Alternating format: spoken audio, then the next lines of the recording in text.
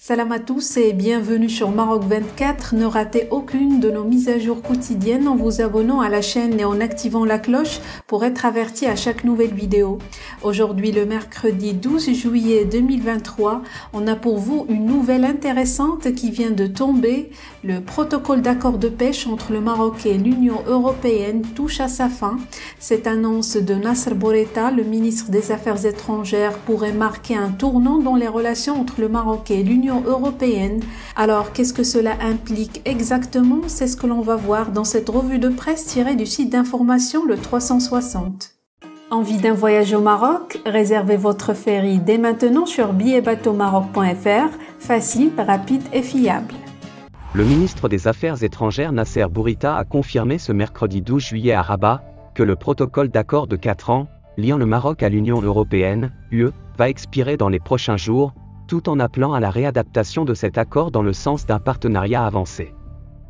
S'exprimant lors d'un point de presse couronnant la fin de la conférence africaine sur le littoral atlantique, Nasser Bourita a saisi l'occasion pour annoncer que le protocole d'accord signé en 2019 va bientôt expirer. Il a néanmoins souligné que l'accord de pêche proprement dit entre le Maroc et l'Union européenne est toujours en cours. La semaine prochaine, se tiendra à Bruxelles une réunion du comité mixte Maroc-Union européenne sur la pêche. Le gouvernement mène actuellement une réflexion sur la stratégie à mettre en œuvre dans le secteur de la pêche, a fait savoir le ministre des Affaires étrangères. S'agissant de l'avenir de l'accord de pêche, le ministre a indiqué qu'une réflexion est en cours au sein du gouvernement marocain, tenant compte de 3 paramètres. Le premier est d'ordre doctrinal, a-t-il dit, estimant que le Maroc d'aujourd'hui, conformément à la vision et à la politique étrangère tracée par Sa Majesté le roi Mohamed VI, privilégie des partenariats avec une valeur ajoutée plus claire. Le Maroc souhaite des partenariats plus avancés, où la valeur ajoutée marocaine est plus forte, a soutenu M. Bourita.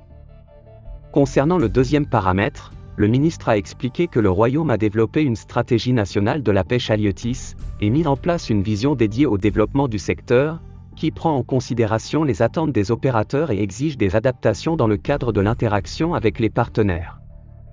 Le troisième paramètre, que le gouvernement intègre dans sa réflexion et dans son évaluation, est lié aux données scientifiques, l'objectif étant de préserver cette ressource naturelle importante, et pour le Maroc et pour les Marocains, et d'assurer sa durabilité, a-t-il enchaîné.